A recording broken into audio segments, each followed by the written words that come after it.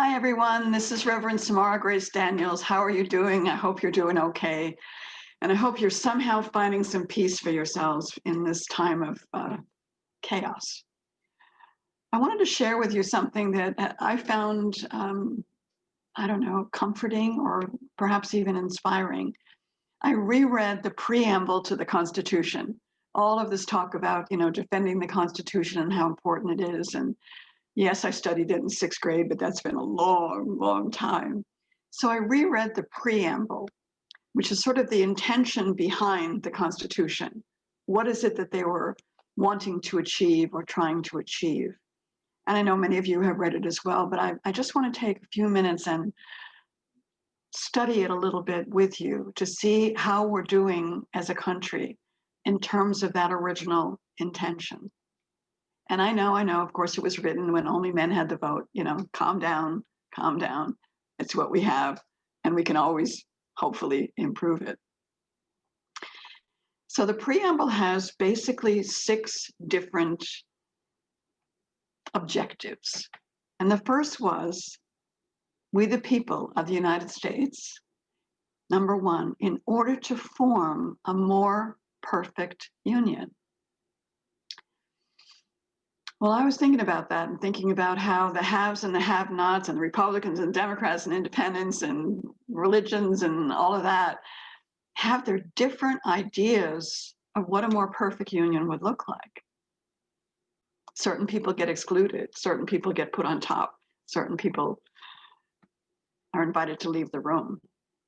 And so I want you to just with me, if you want, imagine what a more perfect union would look like. Don't try to get into yet how we're going to get there. Just take a moment and think about what would a more perfect union look like. The second one was to establish justice. And again, I know what you're saying. Back then, people of color were 4/5 of a man. Women couldn't vote. But again, it was a beginning toward a more perfect union. So what is justice? What is justice? And is it fair? And is it blind? Or is it, at least in the US, if you have money, you get door number 1. And if you don't have money, you barely get through the door at all. But they were saying they wanted to establish justice. So again, that's an intention that we can join with, that as this new administration is coming in, we can, as a country, as a society, as individuals, invite that intention to become not only a more perfect union, but a more perfected justice for all people. The third one was to ensure domestic tranquility. Well, after January 6th events of the storming of the Capitol, you can see that I guess we're not doing too well with that. So how do we ensure domestic tranquility while still allowing people a voice to express their view about how they're not getting justice or they're needing something different? So again, I think we need to look at how do we ensure domestic tranquility without becoming a police state? So just think about that for a minute. The fourth one was provide for the common defense. And again, that's a very interesting phrase that's open to all sorts of interpretation. But when I read it, I thought about domestic violence. I thought about the separation of children at the border. For me, that also needed a common defense. So how do we create a society in which there is order, but it comes from that beautiful, generous heart that says, what is it that needs to happen here? because we're also wanting to establish justice and ensure domestic tranquility. So the common defense for me is not an AK-47. It's not a machine gun. It's caring about everybody. And giving people a voice, giving them that Irene idea of peace, which is the right distribution of goods and justice. Because in order to have this common defense, we have to sort of have a value system that we all agree on. And I know that'll take a while. Number 5 is also interesting. Promote the general welfare. Again, what is that?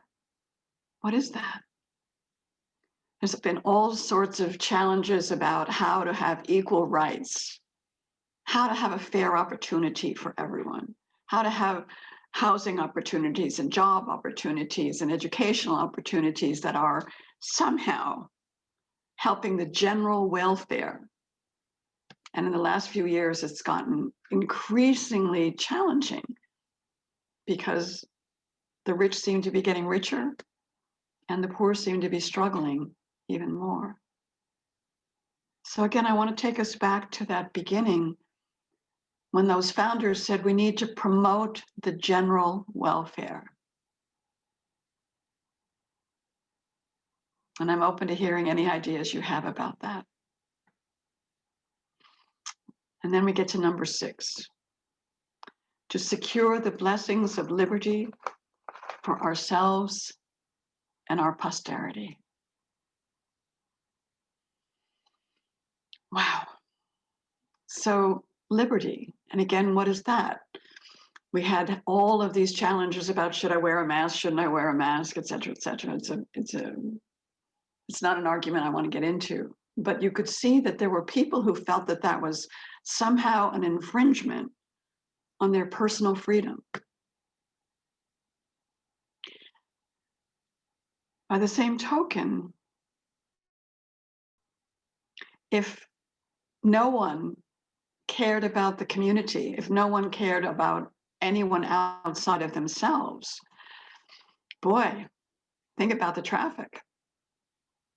Think how many more accidents we'd have on the freeways.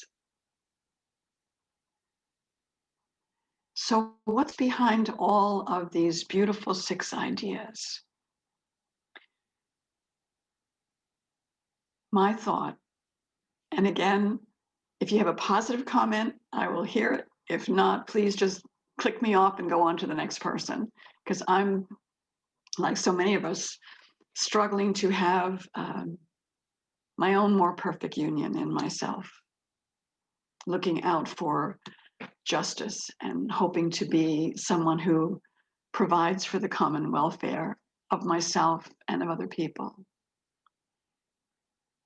So as we move ahead into these next years, my thought is that each decision that we make as an individual, as a family, in our voting, in our representatives, and our senators, and our presidents, and the various people that we have on our side, I would just like to suggest that we remind them of those 6 original principles, and that we are hoping and praying and working for a more perfect union, where there's a seat at the table for everyone, even those that you perhaps don't like as much as the other ones.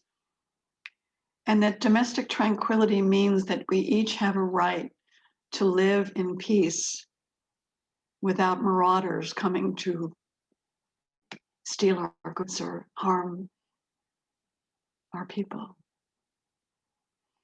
And in the face of this virus that's everywhere, something that has occurred to me is I'm breathing in what you're breathing out, and you're breathing in what I'm breathing out. So I'm going to do my very best to breathe out peace, to breathe out love, to breathe out joy, to breathe out harmony, to keep envisioning a more perfect union. So thank you for listening. It's my offering into the world as someone who just really doesn't know what else to do but to offer my thoughts and my love.